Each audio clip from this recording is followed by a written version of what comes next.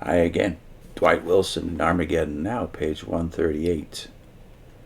Still talking about the post-World War II reaction to the creation of Israel and the debate about Zionism, whether it was fulfilling God's purpose. The anti-Arab disposition that premillenarians had developed in the 1930s was carried over into the war years and was exacerbated as Arab resistance to Israeli expansion developed in the post-war era. Harry Rimmer's 1940 book, Palestine, the Coming Storm Center, categorized the Arabs as usurpers and blamed disturbances not on the native population but on immigrant Arabs who had no more rights than immigrant Jews. The Alliance Weekly blamed Mussolini for the Arabs' anti-Jewish disposition, and the Evangelical condemned German agents for inflaming the renegade Arabs against defenseless Jews. Despite the general belief in a perpetual hatred between Arab and Jew, these samples of premillenarian attitudes would lead one to believe that if Arabs and Jews were left to themselves, they would somehow live happily ever after. Such was not the case, nor did a more carefully considered premillenarian position believe it to be so. After the war, as the Palestine conflict developed, the blame was imputed to the Arabs' jealousy of Jewish economic success.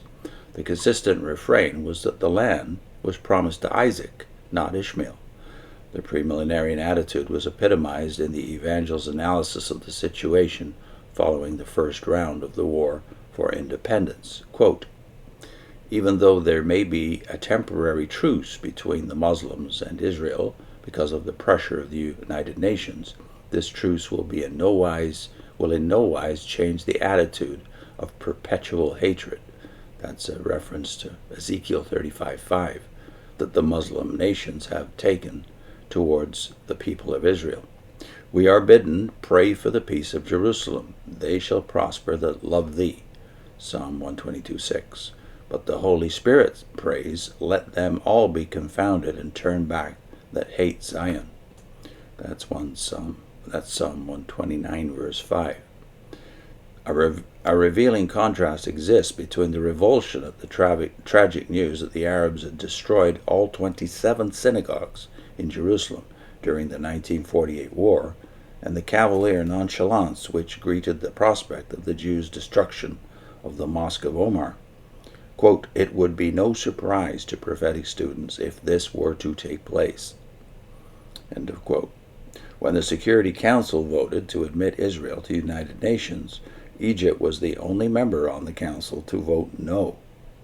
Egypt's vote was called a reflection of the deep-rooted hostility which Zechariah 14:16-19 foresees occurring in the millennium. This was sheer prejudice, for the prophecy merely threatens drought on any nation which does not go up to Jerusalem to worship. The only reason Egypt is singled out in Zechariah is that it does not rain there, so she is threatened with plague instead of drought if she does not go up to Jerusalem to worship. The prophecy does not imply that Egypt's animosity toward the Jew is greater than that of any other nation. Such was their premillenarian disposition to find little, if any, good in the Arabs. As a condition for membership in the United Nations, Israel agreed to abide by United Nations resolutions and to internationalize the city of Jerusalem.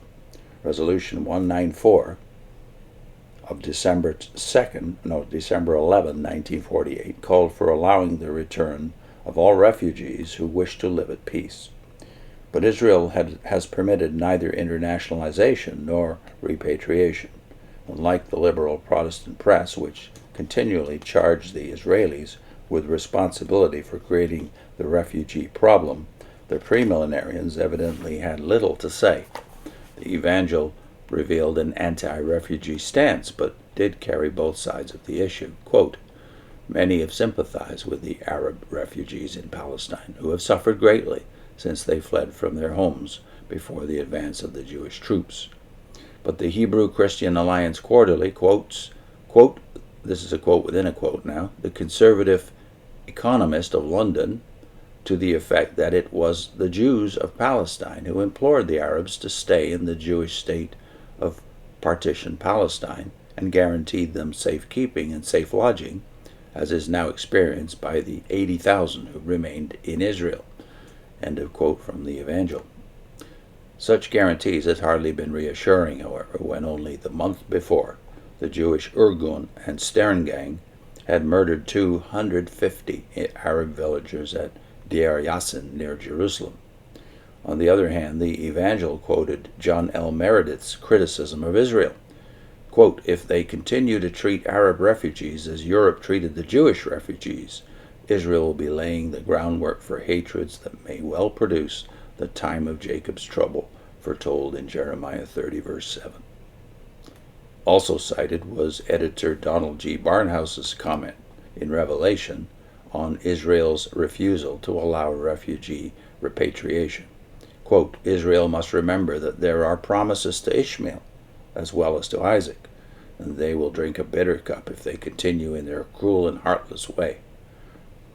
The land has been sworn to Jacob, yes, but Jacob is to rule it one day in righteousness and not in cruelty." These were merely hopeful flashes of insight, however, not the dawning of a new day in premillenarian ranks of judging Israel on the basis of morality. Put in a link to how a quake shook 2 Jehovah's Witnesses out of their safe organization. That's based, by the way, on this chapter of Zechariah that's cited here, Zechariah chapter 14. It's several linked videos. I'll put the first one on your screen. I think it's about 4 or 5 videos. See you next time.